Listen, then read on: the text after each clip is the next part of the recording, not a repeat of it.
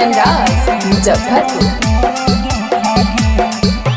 प्यार काके छौड़ी हमसे कैनी धोखा गे, प्यार काके छौड़ी हमसे कैनी धोखा गे।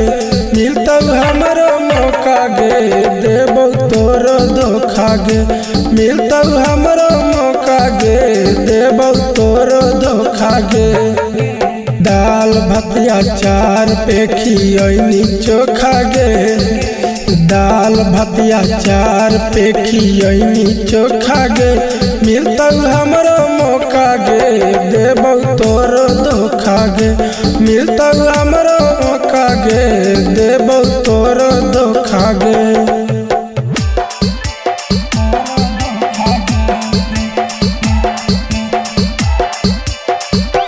डीजे कंचन राज मुजफ्फरपुर।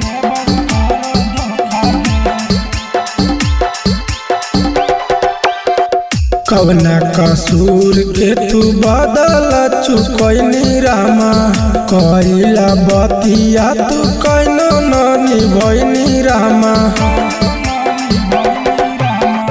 कवना कसूर के तू बदल चुकैनी रामा, कइला बतिया के कैनो न निभैनी रामा। बात करके हमरा छोड़ी बनैनी बोका गे, बात करके हमरा छोड़ी बनैनी बोका गे। मिलतौ हमरो मौका गे, देबौ तोरो धोखा गे। मिलतौ हमरो मौका गे, देबौ तोरो धोखा गे।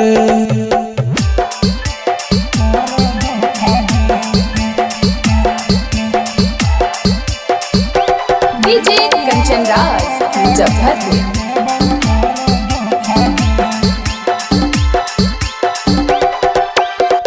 कुडू बिहारिया के काया तू भूलैनी रामा, राइटर यार डी के सैया बनैनी रामा।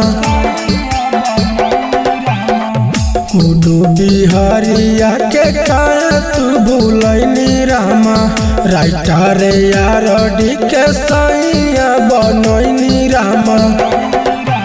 बैलून ऐसन दिलवा में तू सुइया भोका गे, बैलून ऐसन दिलवा में तू सुइया भोका गे। अइतौ हमरो मौका गे, देबौ तोरो धोखा गे। अइतौ हमरो मौका गे,